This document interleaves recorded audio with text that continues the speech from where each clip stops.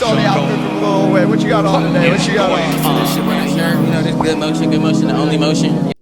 Welcome back to another Zeta Alchemist video, and today, as you can see by the title, we have another video for you guys today. Today's video, as you can see from the title, is the psychology of the ego. Something that everybody has, something that a lot of people don't understand. And today I am here to at least share my knowledge of what I know about the ego and what I've learned from the ego. So let's hop straight into this video. So let's get straight into it. The ego. When most people hear the word ego, they think of the word arrogant, and that is not exactly what that means. The ego actually controls how you think, how you react, and how you handle stress on a day-to-day basis. When your ego is is out of balance or taking over a majority of your emotions, it can quietly really damage a lot of things like your mindset, your relationship, and your growth in your life, and the ways you want to see things, and the ways you view people. How's everyone doing today, whenever you are watching this video? In this video, I'm going to break down and talk to you the psychology of the ego and how it actually makes sense in a real life situation, on a real life day-to-day basis. Because your ego isn't something that is abstract. It's something that shows up in your daily decisions, your emotions, and how you respond to real life and real life situations all in one. What is the actual ego? What is the ego actually is? The ego is actually the part of your mind that helps you deal with reality. The ego sits between two different parts, your impulses and your values. So one side is your desires and what you want in the moment, and the other side is the standards that you believe is right. Your ego tries to be in a balance of those two, and most of the time is doing it automatically without you even noticing. So your ego is going to put you somewhere that you're not going to be hurt, but somewhere that you can prosper in. Your ego might get you into the business meeting that you want to be in, but also put you in the business position that you don't want to be in, or in a relationship that you really want to be with that girl because she feeds your ego, but in the same position that girl takes more than just feeding the ego. So what does the ego actually do for you? The ego actually helps you think clearly, make decisions, control impulses, handle emotions, and how you interact with people. It allows you to pause before reacting, and instead of acting off impulses. So the ego can play a very crucial part in having you make a good decision and helping you make a bad decision. For example, when you're yelling out of frustration, your ego can help you stop yelling and respond in a way that doesn't hurt your future. As if you get into an argument with your boss and your boss says something you don't want to hear, your ego can help with that.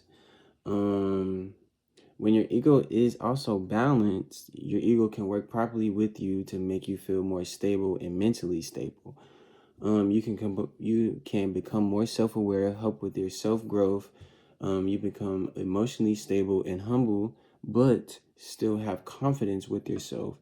And you're able to handle situations that are critically detrimental to you in a better and healthier way than what you would if you did not have, or if your ego was higher than what it needs to be. So we talked about when your ego is in balance. Now let's talk about when your ego is not in balance. So first off, when your ego is off balance, things start to shift in your life. Like you overly criticize yourself, you become emotionally unstable, and your defenses become more connected. You focus on the validation from others or you focus on the superior of what people have to say to you. Sometimes you withdraw from these things or overreact to certain other things. Most people don't realize even realize their ego is causing them to feel this way or act this way. This is called a emotional defense mechanism, and is used, and most importantly, when you need to understand why your mind thinks this way, or when your mind is trying to protect you from stress or emotional pain, and automatically does it without you even knowing. What we call this in psychology is a defense mechanism to help you feel safe and secure in a way that you would not want to be at the time in your life. For example, projection, you putting your emotions off on someone else,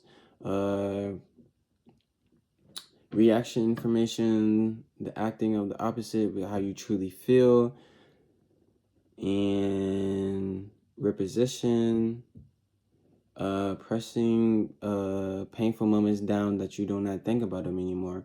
Real life examples of this would be imagining yourself frustrated or stressed. When you first have a first impulse, when you have your first impulse, you might react emotionally instead of reacting with your mind and your actual critical thinking. In this moment, and these are the moments that your ego actually works the hardest to protect you and to regulate yourself from regulate yourself to respond calmly in the moment. Now, let's talk about what is self-awareness and growth to the ego. The key is not to improving your ego is not to get rid of it. No, that's not the key. We're going to talk about it. The key is to become aware of your ego. What makes your ego strong? What makes your ego weak? What makes you connect to your ego? What makes you disconnect from your ego? When you start becoming more self-aware of what brings your ego out, you start to notice certain things, like how you react, the way you react to things, what triggers you and what does not trigger you, when you're being defensive and when you're not being defensive, and what emotions do you have that will take over your ego. Well, let's talk about ways that we can help you improve your ego as the listener, as the reader. These are a few ways to healthy strengthen your ego, not toxicity decrease your ego.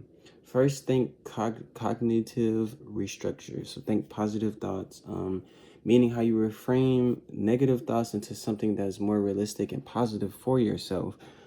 Second, we need to talk about your behavioral change, how you can do things different, things that don't feed your ego but feed your reality at hand, things that don't feed your bad behavior but feed your good behavior. Start practicing healthier ways to handle stress, and start practicing ways to react to things more positively and not so impulsively. Thirdly, always self-reflect on the things that feed your ego in a negative way, and always self-reflect on things that feed your ego in a positive way. Those two things can help you think of ways or how to build characteristics in yourself to help you be a better person without an ego, or with a healthy ego. Take time to actually look at your thoughts and your reality that is in front of you, and ways to help you take your actions more healthy. So let's finish this video off real quick. Your ego is not your enemy, but if you cannot control your ego will quietly take over your whole existence without you even knowing it. A balanced ego allows you to be grounded, think clearly, and grow as a person in a healthy way. So once your ego is balanced, you can be healthier as a person, and you can start being more aware of the things that you need to be more aware of. I think that is pretty much it. Ego is a short subject. If you learned something in this video, if you got a new perspective, or if you want to know more on this subject, please leave a message down in the comments. Let's start adding the comment section for more people to talk about the problems they face, especially with their ego or any other subject that I post about or talk about. If you want to become more self-aware, please subscribe and hit that like button. I'll be dropping more videos like this on emotional intelligence, self-awareness, family estrangement, and even just how to handle certain things in your life. Thank you for watching, and I will catch you in the next video. Saw the outfit from a little way. What you got on today? What you got on? This shit when I, this good motion, the only motion.